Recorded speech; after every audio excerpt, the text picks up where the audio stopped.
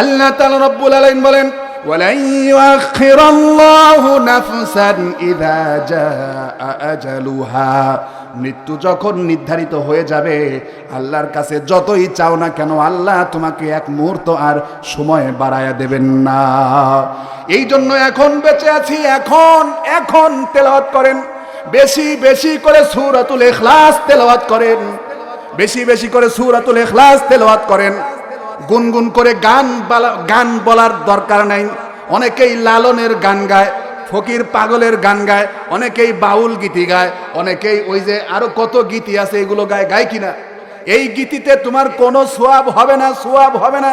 গুনগুন করে ঘুম আসে না, গান গায়, ওতে কোনো সোয়াব নাই। আল্লাহ রাসূল বলেন, ঘুমানোর সময় হয়েছে, তেলাওয়াত করো, আল্লাহুম্মা বিসমিকা আমুতু ওয়া আহইয়া। এই কথা বলে যদি তুমি ঘুমায় যেতে পারো আর দরুদ যদি পড়তে থাকো, এমনও হতে পারে ঘুমের মধ্যে আল্লাহর রাসূলের সাথে তোমার সাক্ষাৎ হয়ে যেতে পারে। জোরে বলি সুবহানাল্লাহ। সুতরাং তোমাকে আমল করতে হবে, বেশি বেশি করে আমল করো। গান গাওয়ার প্রয়োজন নাই। এখন তো যুবকরা গান শুনতে শুনতে কানের ভিতরে হেডফোন দিয়ে ঘুমায় যায়, আর ওদিকে সারা রাত ধরে গান বাজে কিনা? সারা রাত ধরে গান বাজে, কানের ভিতরে ইয়ারফোন দিয়ে ঘুমায় গেছে। আরে এই কানের মধ্যে যদি তোমার কোরআন তেলাওয়াত বাজতে থাকতো, তাহলে তোমার জীবন ধন্য হয়ে যেত। বেশি বেশি করে কোরআন তেলাওয়াত শোনো, তোমার জীবন ধন্য হয়ে যাবে। একবার সূরাতুল ইখলাস যদি কেউ তেলাওয়াত করে, 10 পারা কোরআন তেলাওয়াতের সওয়াব আল্লাহ তাআলা দিয়ে দেন। জোরে বলি সুবহানাল্লাহ। কেউ যদি মাত্র তিনবার সূরাতুল ইখলাস তেলাওয়াত করে, ইন্নাল হামদালিল্লাহিল আকরামিল্লাযী খালাকাল ইনসানা ওয়া কাররামা ওয়া 'আল্লামাহু মিনাল বায়ানি মা লাম ইয়ালাম, فسبحان الذي لا يحصى امتنانه باللسان ولا بالقلم، نشهد أن لا إله إلا الله وحده لا شريك له، ونشهد أن سيدنا وسندنا وحبيبنا وحبيب الراحنا محمدا عبده ورسوله الذي أرسله بالحق بشيرا ونذيرا وداعيا إلى الله بإذنه وسراجا منيرا، فقد قال الله تعالى في كلامه المجيد والفرقانه الحميد، إن الله وملائكته يصلون على النبي يا أيها الذين آمنوا صلوا عليه وسلموا تسليما। আলহামদুলিল্লাহ, আল্লাহর দরবারে লাখ শুকর গুজার করছি যে মহান মুনিব তার লক্ষ লক্ষ বান্দাদের ভিতরের থেকে যাচাই বাছাই করে যে আল্লাহ তাবারক তাআলা আমাদের সকলকে আল খায়ের দারুল উলুম ইসলামিয়া মাদ্রাসার উদ্যোগে আয়োজিত ৩য় বার্ষিকী তাফসিরুল কোরআন মাহফিলে আমাদের সকলকে ভালো এবং সুস্থ অবস্থায় মাহফিলের বাগানে বসার তৌফিক দান করেছেন। এজন্য আল্লাহর দরবারে লাখ শুকর গুজার করছি। সকলে বলি আলহামদুলিল্লাহ। শতকোটি দরুদ ও সালাম সরকারে দু আলম বিশ্বনবী জনাবে মুহাম্মদুর রাসূলুল্লাহ সাল্লাল্লাহু আলাইহি ওয়াসাল্লামের উপর। সম্মানিত হাজরিন, আল্লাহ রাব্বুল ইজ্জত ওয়াল জালাল আমাদেরকে এই পৃথিবীতে প্রেরণ করেছেন শুধুমাত্র তার ইবাদত বন্দেগী করার জন্য। অথচ আমরা মহান রবের ইবাদত বন্দেগী ছেড়ে আজকে আমরা দুনিয়ার পিছনে পাগল হয়ে, দুনিয়ার পিছনে মাতোয়ারা হয়ে পড়েছি। সম্মানিত হাজরিন, আল্লাহ তাআলা রব্বুল আলামিন বলেন, ওয়ামা খালাকতুল জিন্না ওয়াল ইনসা ইল্লা লিয়াবুদুন। আল্লাহ তাআলা রব্বুল আলামিন বলেন, আমি মানব আর জিন জাতিকে শুধুমাত্র আমার ইবাদত বন্দেগী করার জন্যই প্রেরণ করেছি। অথচ আমরা দুনিয়াতে আসলাম, দুনিয়াতে আসার পর আমরা আল্লাহ তাআলা রব্বুল আলামিনকে ভুলে গিয়ে দুনিয়ার প্রেমে পাগল পারা হয়ে পড়েছি। দুনিয়ার পিছনে মাতোয়ারা হয়ে পড়েছি। অথচ আল্লাহ তাআলা রব্বুল আলামিন বলেন এই দুনিয়াটা হলো একেবারে ধোঁকা ছাড়া আর কোনো কিছু হতে পারে না। দুনিয়াটা হলো ধোঁকার জায়গা, ছলনাময়ের জায়গা। আল্লাহ তাআলা রব্বুল আলামিন বলেন ওয়ামাল হায়াতুদ দুনিয়া ইল্লা মাতাউল গুরুর। আল্লাহ বলেন দুনিয়াটা হলো ধোঁকা, ছলনাময় ছাড়া আর কোনো কিছু হতে পারে না। ও সম্মানিত হাজিরিন, মূসা আলাইহিস সালাতু ওয়াস সালামকে একবার একজন সাহাবী এসে জিজ্ঞেস করছেন, আখিরি জামানার পয়গম্বর নবী মুহাম্মদুর রাসূলুল্লাহ সাল্লাল্লাহু আলাইহি ওয়াসাল্লামের উম্মতের হায়াত কত হবে? বললেন 50-60 বছর হবে। তিনি জিজ্ঞেস করলেন তারা কি ঘর সংসার করবে নাকি? বলেন হ্যাঁ, ঘর সংসার তো করবেই, বরঞ্চ তারা বড় বড় অট্টালিকা তৈরি করবে যা তোমরা কখনো কল্পনাও করতে পারো না। অসম্মানিত হাজিরিন, ওই সময় মূসা আলাইহিস সালাতু ওয়াস সালামের সাহাবী বলেছিলেন, আল্লাহর পয়গম্বর আমরা যদি সেই সময়ের মতো হায়াত পেতাম তাহলে জীবনে কোনোদিন ঘর সংসারও করতাম না। এই দুনিয়া থেকে আমি আপনি চলে যাব, এতে কোনো সন্দেহ নাই। মৃত্যু আপনার হবে, মৃত্যু নির্ধারিত অবধারিত। আল্লাহ তাআলা রব্বুল আলামিন কালামে পাকের ভিতরে ঘোষণা করছেন কুল্লু নাফসিন যায়িকাতুল মাউত। আল্লাহ তাআলা রব্বুল আলামিন বলেন প্রত্যেকটা প্রাণীকেই মৃত্যু বরণ করতে হবে, সকলকেই মৃত্যুর স্বাদ গ্রহণ করতে হবে, দুনিয়া থেকে চলে যেতে হবে, মৃত্যু থেকে পলায়ন করে কোনো লাভ হবে না। আল্লাহ তাআলা রব্বুল আলামিন বলেন আইনামা তাকুনু ইউদরিকুমুল মাউতু ওয়ালাউ কুনতুম ফি বুরুজিম মুশাইয়াদা। আল্লাহ তাআলা রব্বুল আলামিন বলেন মৃত্যু থেকে যতই পালাও মৃত্যু তোমায় লইবে ঘিরে, যদিও পালাও আকাশ পানে লাগিয়ে সেথায় সিঁড়ি, যদিও তুমি সেখানে সিঁড়ি লাগিয়ে লুকিয়ে থাকো সেখানেও মৃত্যু পৌঁছে যাবে। আল্লাহ তাআলা রব্বুল আলামিন তাই কালামে পাকের ভিতরে ঘোষণা করছেন কুল ইন্নাল মাউতাল্লাযী তাফিরুনা মিনহু ফাইন্নাহু মুলাকীকুম সুম্মা তুরাদ্দুনা ইলা আলিমিল গায়বি ওয়াশ শাহাদাতি ফায়ুনাব্বিউকুম বিমা কুনতুম তা'মালুন। আল্লাহ তাআলা রব্বুল আলামিন বলেন মৃত্যু থেকে যেখানেই পালাও না কেন এই মৃত্যু তোমাকে পাকড়াও করবেই, মৃত্যু তোমার সাথে মোলাকাত করবে। আর অবশ্যই যে আল্লাহ তোমাকে দুনিয়াতে প্রেরণ করেছিলেন ওই আল্লাহর কাছে তোমাকে তোমার আমল নিয়ে উঠতে হবে বান্দা। ও বান্দা, আজকে দুনিয়ার মোহে পড়ে গেছো, দুনিয়ায় কে কত বেশি সম্পদ কামাবে এই নিয়ে ব্যস্ত হয়ে পড়েছো, কে কত বেশি সম্পদ কামাবে এই নিয়ে ব্যস্ত হয়ে পড়েছো।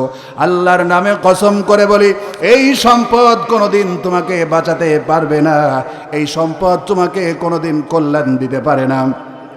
তুমি যদি আল্লাহর মাতোয়ারা হয়ে যাও, আল্লাহর মহাব্বত যদি তোমার অন্তরের ভিতরে থাকে, আল্লাহর জন্য যদি তুমি মাতোয়ারা হও, আল্লাহর প্রেমে যদি তুমি পাগল হও, তাহলে এই দুনিয়ার প্রেমে পাগল হওয়ার প্রয়োজন নাই। আল্লাহর প্রেমে পাগল হলে আল্লাহ তাআলা রব্বুল আলামিন তোমার জন্য সব কিছু করে দেবেন। আর তুমি আল্লাহর প্রেমে পাগল হবে না, দুনিয়ার প্রেমে পাগল হবে।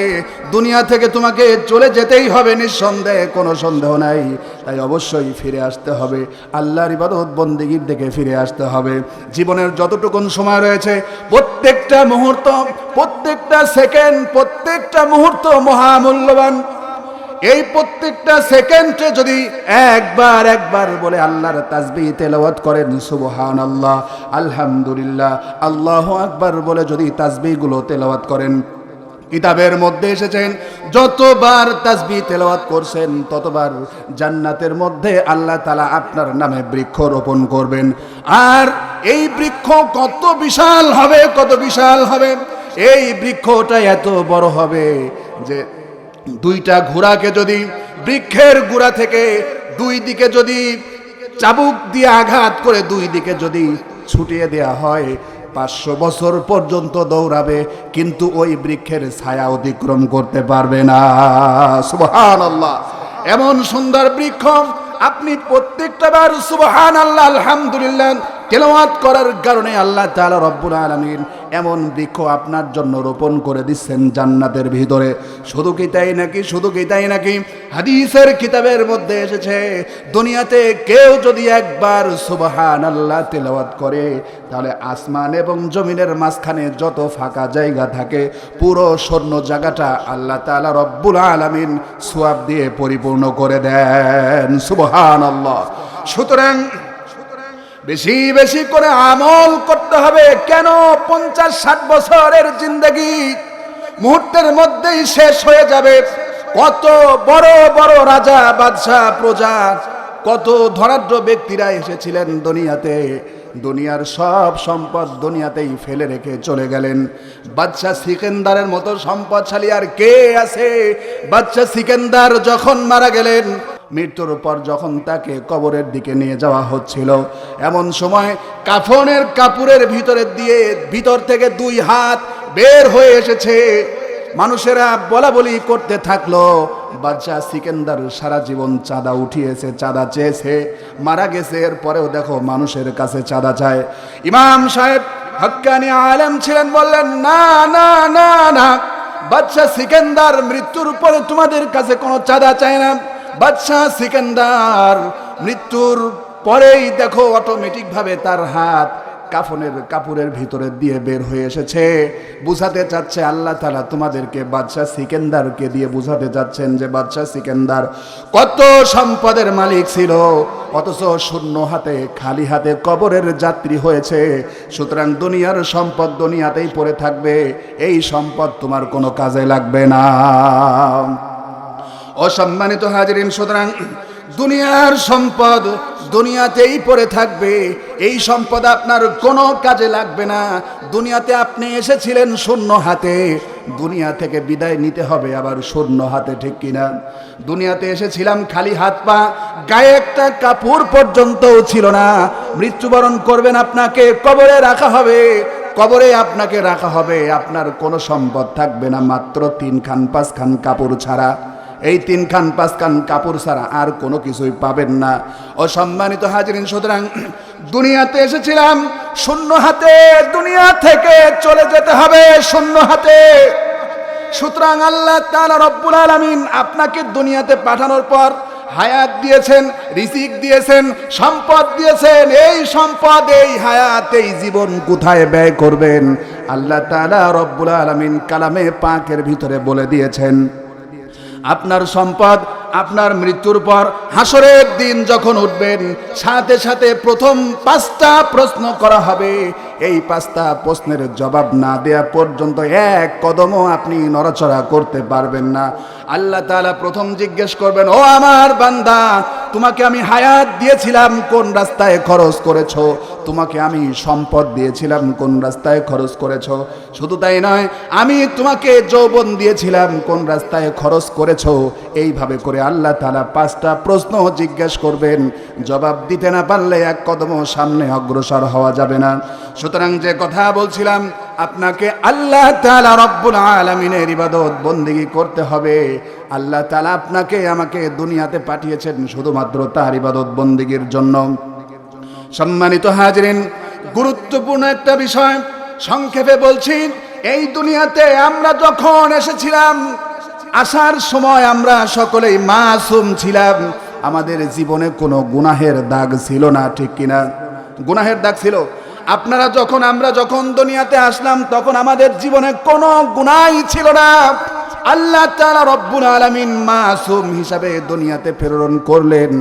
দুনিয়াতে মাসুম হিসাবে প্রেরণ করার পর, দুনিয়াতে মাসুম হিসাবে প্রেরণ করলেন। এরপর হাসরের দিন আল্লাহ তাআলা যখন আপনাকে আমাকে উঠাবেন, ওই সময় আল্লাহ তাআলা রব্বুল আলামিন জিজ্ঞেস করবেন, ও আমার বান্দা, দুনিয়াতে তোমাকে প্রেরণ করেছিলাম, তোমার গায়ে কোনো গুনাহের দাগ ছিল না, অথচ তুমি আজকে আমার কাছে এসেছো, তোমার গায়ে এত গুনাহের দাগ কেন? বলবেন, তোমার গায়ে এত গুনাহের দাগ কেন? কি করেছো দুনিয়াতে? আমি যে মাসুম শরীর তোমাকে দিয়েছিলাম সেইটা কোথায়? এত দাগ কেন? মৃত্যুবরণ করবেন গুনাহ নিয়ে, কবরে যাওয়া যাবে না। গুনাহ নিয়ে দুনিয়াতে আসি নাই, আবার গুনাহ নিয়ে কবরে যাওয়াও যাবে না। গুনাহ মুক্ত ভাবে যেতে হবে।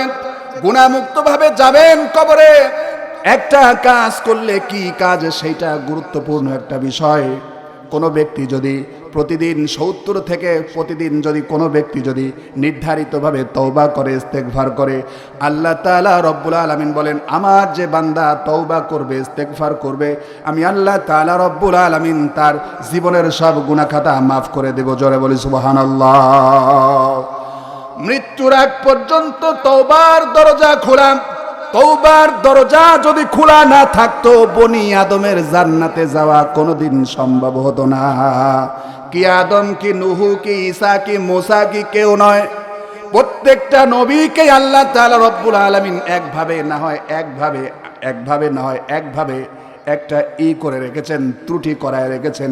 যেমন হযরতে আদম আলাইহিস সালাতু ওয়াস সালাম, হযরতে আদম আলাইহিস সালাতু ওয়াস সালাম যেমন গন্ধম খাওয়া নিষেধ করেছিলেন আল্লাহ তাআলা, আবার আদম আলাইহিস সালাতু ওয়াস সালাম গন্ধম খাওয়ার মাধ্যমে একটা সীমা লঙ্ঘন করে ফেলেছিলেন। এরকম করে প্রত্যেকটা নবী একভাবে না হয় একভাবে সীমা লঙ্ঘন করেছেন, শুধুমাত্র বিশ্ব নবী জনাবে মুহাম্মদুর রাসূলুল্লাহ সাল্লাল্লাহু আলাইহি ওয়াসাল্লাম ব্যতীত। জোরে বলি সুবহানাল্লাহ। এই কথাটা কেন বললাম একটা কারণে, তওবার দরজা যদি খোলা না থাকতো তাহলে কেউ জান্নাতে যেত না।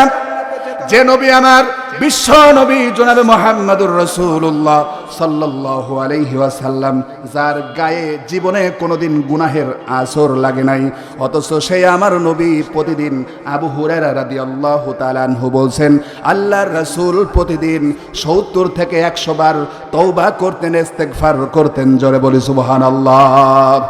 ও মুসলমান, জান্নাতে যেতে চাও, কয়বার আল্লাহর কাছে ইস্তেগফার করেছো?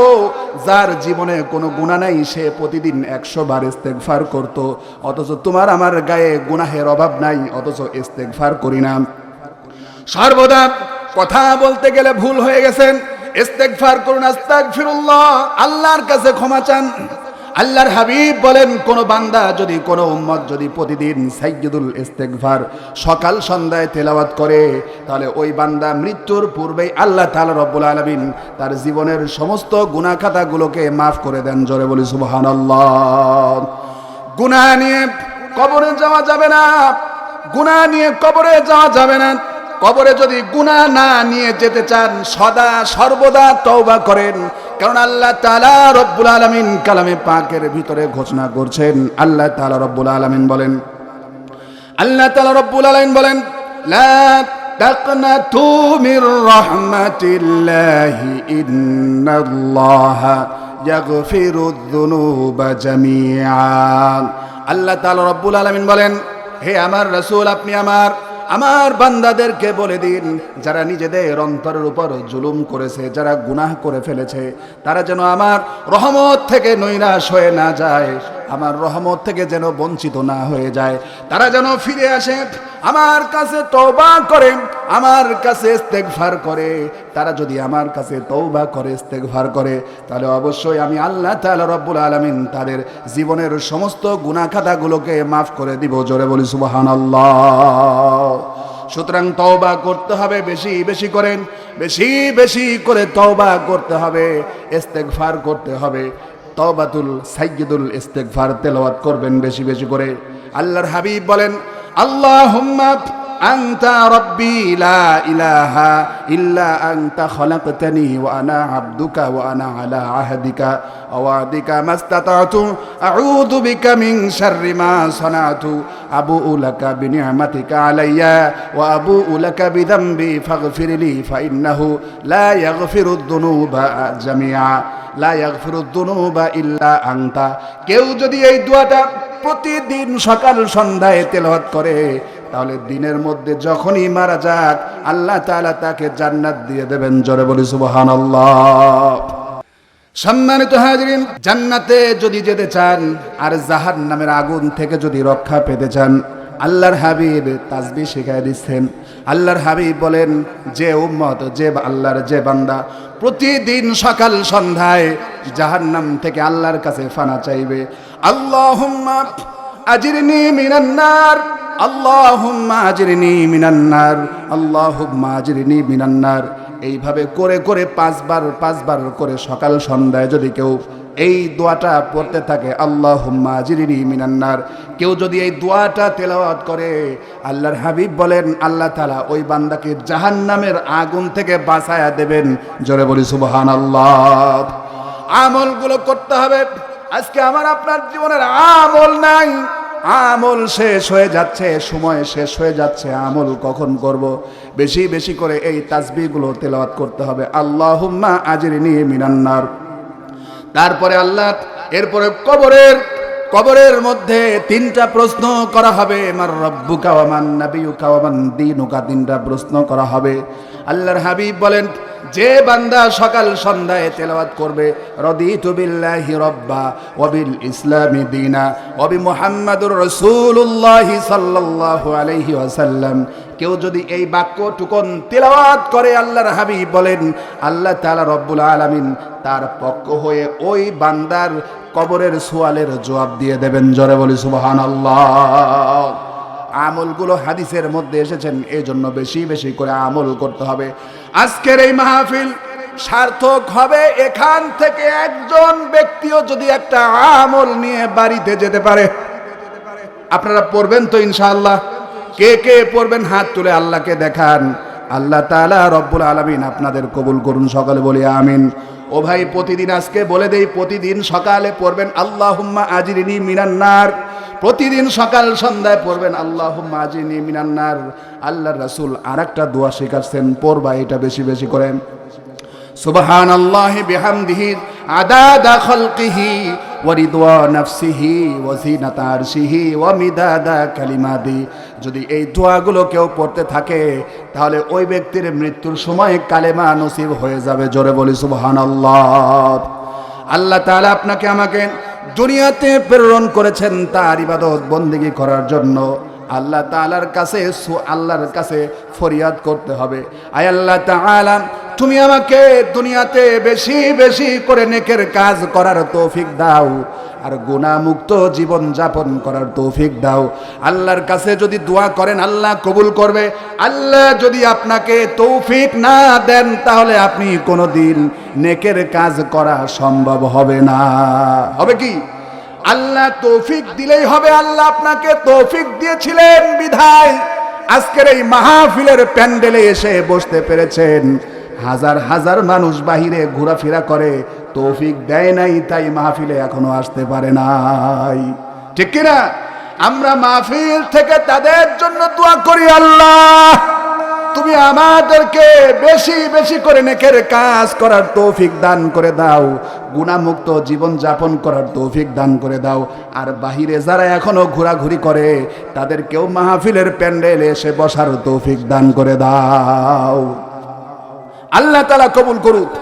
সম্মানিত হাজরিন, সুতরাং যে কথা বলছিলাম, আল্লাহর ইবাদত বন্দেগী করতে হবে, মৃত্যুর পূর্বে ইবাদত বন্দেগী করতে হবে। কেননা আল্লাহ তাআলা রব্বুল আলামিন কালামে পাকের ভিতরে বলছেন, ইয়া আইয়ুহাল্লাযীনা আমানু লা তুলহিকুম আমওয়ালুকুম ওয়ালা আওলাদুকুম আন যিকরিল্লাহ ওয়া মান ইয়াফআল যালিকা ফাউলাইকা হুমুল খাসিরুন। আল্লাহ বলেন, ও আমার বান্দা, মৃত্যু আসার পূর্বে তুমি আল্লাহর ইবাদত করো। আল্লাহ বলছেন, ইয়া আইয়ুহাল্লাযীনা আমানু লা তুলহিকুম আমওয়ালুকুম, এই দুনিয়ার ধন সম্পদ, টাকা পয়সা, বাড়ি গাড়ি, স্ত্রী পরিবার পরিজন, সন্তান আদি, এসব কিছুকে পেয়ে যদি তুমি আমি আল্লাহকে ভুলে যাও, আল্লাহর স্মরণ থেকে গাফেল হয়ে যাও, তাহলে তুমি ক্ষতিগ্রস্ত হয়ে যাবে, তাহলে তুমি ধ্বংস হয়ে যাবে। এই দুনিয়াকে পাওয়ার পর আল্লাহকে ভুলে যাওয়া যাবে না। সব ভুলে যান, কোনো সমস্যা নাই, কিন্তু ওই আল্লাহকে ভুলা যাবে না। যখন তোমার কেউ ছিল না, তখন ছিল আল্লাহ। ঠিক কিনা? যখন তোমার কেউ ছিল না, তখন ছিল আল্লাহ। এখন তোমার সব হয়েছে, ভুলেছো তুমি আল্লাহকে। ঠিক কিনা? যখন তোমার কেউ ছিল না, তখন তোমার ছিল আল্লাহ। এখন তোমার সব হয়েছে, এখনো আল্লাহকে ভুলা যাবে না। আল্লাহকেই স্মরণ করতে হবে, সর্ব অবস্থায় স্মরণ করতে হবে। সব ভোলা যাবে কিন্তু দয়ার আল্লাহকে ভোলা যাবে না, ঠিক কিনা? আল্লাহকে ভোলা যাবে না। আল্লাহ তাআলা রব্বুল আলামিন বলেন, ফাযকুরুনি আযকুরকুম ওয়াশকুরুলি ওয়ালা তাকফুরুন। আল্লাহ তাআলা বলেন, আমার বান্দা তুমি আমাকে স্মরণ করো, আমি তোমাকে স্মরণ করব।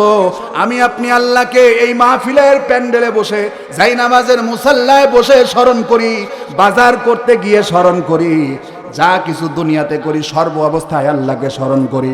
আল্লাহকে আপনি দুনিয়াতে বসে স্মরণ করেন আর আল্লাহ তাআলা আপনাকে আরশে বসে বসে স্মরণ করেন। জোরে বলি সুবহানাল্লাহ। ও সম্মানিত হাজিরিন, আল্লাহ তাআলা রব্বুল আলামিন বলেন, মৃত্যুর পূর্বেই তুমি নেকের কাজগুলো করো। وأنفقوا مما رزقناكم من قبل أن يأتي أحدكم الموت فيقول رب لولا أخرتني ইলা আজালিন করিব। আল্লাহ বলেন, মৃত্যুর পূর্বেই নেকের কাজগুলো বেশি বেশি করে করো। কেননা মৃত্যু যখন তোমাদের মধ্যে কারোর যখন মৃত্যু এসে যাবে, তখন সে বলবে, আয় আল্লাহ হায়াত বাড়ায়া দাও, হায়াত বাড়ায়া দাও। কত নেকের কাজগুলো পড়ে আছে, বাবা মায়ের হক আদায় করতে পারি নাই, প্রতিবেশীর হক আদায় করতে পারি নাই, স্ত্রী পরিবার পরিজনের হক আদায় করতে পারি নাই, কত মানুষের হক আদায় করতে পারি নাই, নেকের কাজ করতে পারি নাই, সৎ কাজগুলো করতে পারি নাই। আল্লাহ তাআলা নামাজ পড়তে পারি নাই, হজ করতে পারি নাই, রোজা রাখতে পারি নাই, যাকাত দিতে পারি নাই। মাবুদ তুমি হায়াত বাড়ায়া দাও, এই কাজগুলো করে সৎ ব্যক্তিদের অন্তর্ভুক্ত হয়ে আসি। আল্লাহ তাআলা রব্বুল আলামিন বলেন, وَلَنْ يُؤَخِّرَ اللَّهُ نَفْسًا إِذَا جَاءَ أَجَلُهَا। মৃত্যু যখন নির্ধারিত হয়ে যাবে, আল্লাহর কাছে যতই চাও না কেন আল্লাহ তোমাকে এক মুহূর্ত আর সময় বাড়ায়া দেবেন না। এই জন্য এখন বেঁচে আছি, এখন তেলাওয়াত করেন, বেশি বেশি করে সূরাতুল ইখলাস তেলাওয়াত করেন, বেশি বেশি করে সূরাতুল ইখলাস তেলাওয়াত করেন।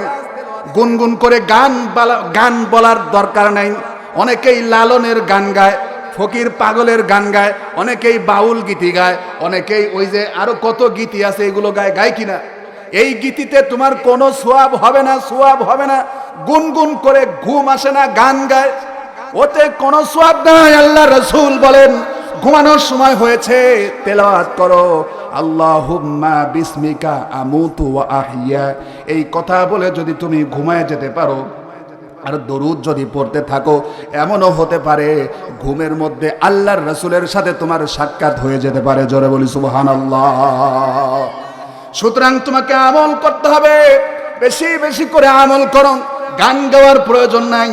এখন তো যুবকরা গান শুনতে শুনতে কানের ভিতরে হেডফোন দিয়ে ঘুমায়া যায়, আর ওদিকে সারা রাত ধরে গান বাজে কিনা? সারা রাত ধরে গান বাজে, কানের ভিতরে ইয়ারফোন দিয়ে ঘুমায় গেছে। আরে এই কানের মধ্যে যদি তোমার কোরআন তেলাওয়াত বাজতে থাকতো, তাহলে তোমার জীবন ধন্য হয়ে যেত। বেশি বেশি করে কোরআন তেলাওয়াত শোনো, তোমার জীবন ধন্য হয়ে যাবে। একবার সূরাতুল ইখলাস যদি কেউ তেলাওয়াত করে, 10 পারা কোরআন তেলাওয়াতের সওয়াব আল্লাহ তাআলা দিয়ে দেন। জোরে বলি সুবহানাল্লাহ। কেউ যদি মাত্র তিনবার সূরাতুল ইখলাস তেলাওয়াত করে, তাহলে আল্লাহ তাআলা তার আমলনামায় 1 খতম কোরআন তেলাওয়াতের সওয়াব দিয়ে দেয়। জোরে বলি সুবহানাল্লাহ। ও সম্মানিত হাজিরিন, সুতরাং গান বলার প্রয়োজন নাই। সূরাতুল ইখলাস কোন মুসলমান না পারে?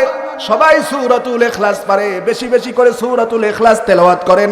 আল্লাহর হাবিব বলেন, কেউ যদি সূরাতুল ইখলাসকে ভালোবাসে আর তেলাওয়াত করে, এই সূরাতুল ইখলাস তাকে জান্নাতে পৌঁছায় দেবে। জোরে বলি সুবহানাল্লাহ। সুতরাং বেশি বেশি করে সূরাতুল ইখলাস তেলাওয়াত করবেন, এতে আপনার ফজিলত অসংখ্য বেড়ে যাবে, আপনার আমলের পাল্লা ভারী হবে, জান্নাতে চলে যাবেন। জোরে বলি সুবহানাল্লাহ। সম্মানিত হাজিরিন, আলোচনা একেবারে শেষের দিকে নিয়ে এসেছি, এখনই শেষ করে দেব। সম্মানিত হাজিরিন, আপনার সন্তানকে মাদ্রাসায় পড়াতে হবে। কোথায়? মাদ্রাসায়, যাতে আপনার সন্তানটা সূরাতুল ইখলাস শিখে, ঠিক কি না? তাছাড়া ওই যে জজ ব্যারিস্টার বানাইছেন, বাবা মারা গেছে, বলছে, এলাকাবাসী বলছে, তুমি তো এত বড় বিদেশ থেকে শিক্ষা অর্জন করে এসেছো, এখন তোমার বাবার জানাজা তুমিই পড়াও, সামনে দিয়ে দিছে। এখন উনি তো মনে করছে যে এটা তো ঈদের নামাজের মতো। একেবারে রুকু করছে, সেজদা করছে, সালাম ফিরায় দেখে পিছনে আর একজনও নাই। তো এরকম করবে, এরকম করা যাবে না। আপনার সন্তানকে আগে মাদ্রাসায় পড়াতে হবে। এখন তো আপনার বাড়ির পাশে, ঘরের পাশেই মাদ্রাসা। মাদ্রাসার জন্য আমরা আগে পড়ালেখা করেছি, মাদ্রাসায় গিয়েছি, কত দূরে আমার আব্বা আমার পাশে বসা, বাড়ি থেকে কত দূরে নিয়ে গিয়ে রেখে আসতেন। আর এখন তো মাদ্রাসা, এখানে মাদ্রাসা, এখানে মাদ্রাসা, মাদ্রাসা আপনার ঘরের কাছে। দ্বীনি ইলম শিক্ষা অর্জন করা এখন একেবারে সহজ, অথচ আমরা দিন থেকে অনেক দূরে চলে গেছি। সন্তানকে মাদ্রাসায় শিক্ষা দিতে হবে। এরপরে আপনি আপনার সন্তানকে জজ, ব্যারিস্টার, ইঞ্জিনিয়ার, ডাক্তার যা বানান, এগুলো আমাদের প্রয়োজন রয়েছে। আপনার সন্তানকে কোরআনের হাফেজ বানান, মাদ্রাসায় পড়িয়ে মাদ্রাসায় আপনি মেশকাত পর্যন্ত পড়ান, আলিয়া মাদ্রাসায় পড়াইছেন আপনি কামিল পর্যন্ত, আপনি অন্তত আলিম পর্যন্ত পড়ান। পড়ানোর পরে আপনার ছেলেকে জজ বানান, ডাক্তার বানান, ইঞ্জিনিয়ার বানান, বিজ্ঞানী বানান। এগুলো আমাদের দরকার রয়েছে, ঠিক কিনা? আমি মনে করি আজকে আমাদের এই শিক্ষা ব্যবস্থা আমাদেরকে ধ্বংস করেছে। আজকের এই পৃথিবীতে একমাত্র মুসলমানেরা ছিল পরাশক্তি। সপ্তম শতাব্দী থেকে 19 শতাব্দী পর্যন্ত, এখন হিসাব করেন, ওদিকের 9 বছর আর এদিকের হলো 3 বছর। 3 আর 9 কত হলো? 3 আর 9 কত? 12 বছর। এই 1200 বছর, 1 বছর 2 বছর নয়, 1200 বছর পর্যন্ত গোটা বিশ্বের মোড়ল ছিলেন মুসলমানেরা। আজকে পরাশক্তি হয়েছে আমেরিকা, কিন্তু 1200 বছর ধরে এই পৃথিবীতে মুসলমানেরা পরাশক্তি ছিল। সুবহানাল্লাহ। মুসলমানরা সেটা বুঝে না, ভুলে গেছে। এই ভারতবর্ষ মুসলমানেরা শাসন করেছে 850 বছর, 1 বছর 2 বছর নয়। এই পৃথিবীতে মুসলমানেরাই পরাশক্তি ছিল, অথচ আজকে আমেরিকা পরাশক্তি হয়েছে। কেন হয়েছে? আজকে আমাদের শিক্ষা ব্যবস্থা আমাদেরকে ধ্বংস করেছে। আমাদের শিক্ষা ব্যবস্থা কেন ধ্বংস করেছে? খেয়াল করুন, এই তো 19 শতাব্দী পর্যন্ত, 19 শতাব্দীর পূর্ব পর্যন্ত এই পৃথিবীতে যত ইসলামী শিক্ষা ব্যবস্থা ছিল, প্রত্যেকটা ইসলামী শিক্ষা ব্যবস্থার মধ্যে সেখানে আপনার বিজ্ঞান ছিল, চিকিৎসা বিজ্ঞান ছিল, পদার্থ বিজ্ঞান ছিল, সব বিজ্ঞান তার মধ্যে ছিল। এই ব্রিটিশরা এসে ষড়যন্ত্র করে ইসলামী শিক্ষা ব্যবস্থাকে শুধু কোরআন হাদিসের মধ্যে সীমাবদ্ধ করে দিয়ে ইসলাম থেকে বিজ্ঞান, এরপরে চিকিৎসা বিজ্ঞান, এই সমস্ত বিজ্ঞান সব দূর করে স্কুল, কলেজ, ভার্সিটিতে ঢুকাই দিয়েছে, ঠিক কিনা? মুসলমানদের মধ্যে আপনি খুঁজে দেখেন, ইবনে সিনা চিকিৎসা বিজ্ঞানের বড় আবিষ্কারক। ইবনে সিনা, আমরা নাম শুনি না ইবনে সিনা? ইবনে সিনা কার নাম? ইবনে সিনা হলো মুসলিম একজন বড় মনীষী, যিনি ছিলেন ডাক্তার বিজ্ঞান। সুবহানাল্লাহ। মুসলমানেরা যখন এই যে রোম পারস্য বিজয় করলেন, এক সময় রোম পারস্য ছিল, এটা গোটা বিশ্বের মোড়ল ছিল রোম পারস্যরা। অথচ আল্লাহর হাবিব বলে গিয়েছিলেন মুসলমানেরা এই রোম পারস্য বিজয় করবে। আল্লাহর হাবিব বলেছেন সেই রোম পারস্য মুসলমানেরা বিজয় করে স্পেন বিজয় করলো, রোম পারস্য বিজয় করলো, গোটা বিশ্বে মুসলমান নেতৃত্ব দিয়েছে 1300 বছর পর্যন্ত। সুবহানাল্লাহ। আর এই আমেরিকা মাত্র কয় বছরের মোড়ল হয়েছে? তখন মুসলমানদের কাছে উন্নত মানের অস্ত্র শস্ত্র ছিল। আজকে সব উন্নত মানের অস্ত্র শস্ত্র চলে গেছে হলো আমেরিকার কাছে। যত প্রকারের পারমাণবিক অস্ত্র আছে, বোমা আছে, এসবগুলো এখন ওদের কাছে চলে গেছে। মুসলমানের কাছে কোনো পারমাণবিক অস্ত্র নেই। হাতে গোনা 2-1টার কাছে থাকতে পারে, আমরা যতটুকু শুনি শুধুমাত্র পাকিস্তানের কাছে আছে। কিন্তু না, এই সমস্ত প্রকারের শক্তি অর্জন তো একমাত্র মুসলমানদের কাছে শক্তিগুলো। অথচ মুসলমান আজকে কোথায়? আমি একটা কথায় বলি, এক বাক্যে এই কথাটা বলে থাকি, আমাদের শিক্ষা ব্যবস্থা আমাদেরকে ধ্বংসের দ্বার প্রান্তে নিয়ে গিয়েছে। কিভাবে? আজকে দেখুন, আমাদের যত কওমি মাদ্রাসাগুলো আছে, কওমি মাদ্রাসার মধ্যে বিজ্ঞান নেই, কওমি মাদ্রাসাগুলোর মধ্যে আপনার বিজ্ঞান নেই, এরপরে চিকিৎসা বিজ্ঞানগুলো নেই। এই যে আপনার জেনারেল যে সাবজেক্টগুলো, আমি মনে করি কওমি মাদ্রাসার প্রত্যেকটা ছাত্রকে এই বিজ্ঞান এবং যতগুলো জেনারেল সাবজেক্ট আছে সবগুলোর উপরে দক্ষতা অর্জন করায় তাদেরকে হসপিটালে দিতে হবে। তাদেরকে সরকারের প্রত্যেকটা সরকারি নিয়োগে তাদেরকে নিয়োগভুক্ত করা দরকার। যদি এই প্রত্যেকটা সরকারের প্রত্যেকটা পদে যদি এই ছাত্রগুলো আলেম হওয়ার পর এবং ইংরেজি জানার পর, বিজ্ঞান জানার পর, সায়েন্স পড়ার পর, আর্টস পড়ার পর, কমার্স করার পর যদি এই ছাত্রগুলো বিভিন্ন পদে চলে যেতে পারতো, তাহলে এরা অবশ্যই দেশ ও জাতির খেদমতে লেগে যেত, ঠিক কিনা? এরপর আরেকটা কি, ওই সময় মুসলমান স্কুল আর মাদ্রাসা ছিল না, শিক্ষা মানে পূর্ণাঙ্গ শিক্ষা ছিল। এখন যারা স্কুলে পড়ে তাদেরকে কোরআন পড়তে দেয়া হয় না, তারা কোরআনের জ্ঞান নাই, হাদিসের জ্ঞান নাই। আমি মনে করি প্রত্যেকটা স্কুল, কলেজ, ইউনিভার্সিটিতে কোরআন, হাদিস, ফিকা এগুলো শিক্ষা অর্জন করা বাধ্যতামূলক করা দরকার, ঠিক কিনা? কারণ ওরা কোরআন, হাদিস, ইজমা, কিয়াস সব কিছু ওরা শিখবে। ওরা শিখার পর ওরাও মাদ্রাসার মতোই হয়ে যাবে, আমাদের পুরো জাতিটা ইসলামী জাতিতে পরিণত হয়ে যাবে, ঠিক কিনা? আবার মাদ্রাসায় যারা শিক্ষা অর্জন করবে তারাও জেনারেলের সব সাবজেক্ট শিক্ষা অর্জন করবে। এরপরে যার মন চায় একটা মাত্রায় যাওয়ার পর, কারোর মন চাচ্ছে সে বড় আলেম হবে, চলে যাবে সেই দিকে, কারোর মন চাচ্ছে ইঞ্জিনিয়ার হবে, সেই দিকে চলে যাবে। কিন্তু আজকে দেখুন, যারা স্কুল লাইনে পড়ালেখা করে তাদেরকে মানে যে কোরআন থেকে একবারে দূরে রাখা হয়েছে, যে কোরআন তো শুধুমাত্র হুজুরদের কাজ, হাদিস তো শুধুমাত্র হুজুরদের কাজ। কেন? প্রত্যেকটা স্কুল, কলেজ, ইউনিভার্সিটিতে কোরআন, হাদিস, ইজমা, কিজা, ফিকা যা আছে সব কিছু শিখাইতে হবে তাদেরকে, কারণ তারা মুসলমান, ঠিক কিনা? তারা মুসলমান। তাদেরকে আপনি ডাক্তার বানান, ইঞ্জিনিয়ার বানান, কিন্তু কোরআন, হাদিস এগুলো শিক্ষা অর্জন করানোর পরে। আবার আমরা যারা মাদ্রাসায় পড়ালেখা করছি, আমাদেরও প্রয়োজন আমরা ডাক্তার হতে চাই, আমাদেরও প্রয়োজন আমরা বিজ্ঞানী হতে চাই, আমাদেরও প্রয়োজন আমরা ইঞ্জিনিয়ারও হব, আলেমও হব, ইঞ্জিনিয়ারও হব, ঠিক কিনা? তাহলে কি হবে? এই দেশের মধ্যে যত শিক্ষা ব্যবস্থা রয়েছে সব একটা ক্যাটাগরিতে চলে আসবে। এক ক্যাটাগরিতে যখন চলে আসবে, দেশ যেই চালাক কোরআনের আইন ছাড়া আর কোনো আইন চোখেই দেখবে না, ঠিক কিনা? ইতিপূর্বে তো তাই ছিল, কিন্তু এই ব্রিটিশ আসার পরে ইসলামী শিক্ষা ব্যবস্থাকে দুইটা ভাগে ভাগ করে দিয়েছে। একটা চলে গেছে আলিয়া, আর একটা হলো কম। অথচ এই ব্রিটিশটা এই শয়তানিগুলো করে সবকিছু নষ্ট করে দিয়ে গেছে। আমরা চাই যে আমাদের সমস্ত সিলেবাসগুলো ঐক্যবদ্ধ করে ইউনিভার্সিটিতেও কোরআন শেখাতে হবে, মাদ্রাসাতেও সায়েন্স ঢুকাইতে হবে। আলিয়া মাদ্রাসায় যেমন সায়েন্স আছে, এরকম ইউনিভার্সিটিতে কোরআন, হাদিস, ফিকা সব শিখাইতে হবে। আবার মাদ্রাসাগুলোতেও যদি আপনার এই সায়েন্স, আর্টস, কমার্স গুলো চলে আসে, তাহলে কেউ কাউকে দেখে আর নাক শিকটানোর সময় থাকবে না, ঠিক কিনা? সবাই একটা ক্যাটাগরিতে চলে আসবে, দেশ হয়ে যাবে ইসলামীর দেশ। শিক্ষা ব্যবস্থা ধ্বংস করার মাধ্যমে এই জাতিকে ইসলাম থেকে খারিজ করে দেয়া হয়েছে, ঠিক কিনা? আল্লাহ রাব্বুল ইজ্জত ওয়াল জালাল আমাদেরকে সঠিক বুঝ দান করুন এবং আমাদেরকে ইসলামী শিক্ষা ব্যবস্থা, জাগতিক শিক্ষা এবং ইসলামী শিক্ষা উভয় শিক্ষায় শিক্ষিত হওয়ার তৌফিক দান করুন। সকলে বলি আমিন। ওয়া আখিরি দাওয়ানা আলহামদুলিল্লাহি রাব্বিল আলামিন। আসসালামু আলাইকুম ওয়া রাহমাতুল্লাহি তাআলা ওয়া বারাকাতুহু।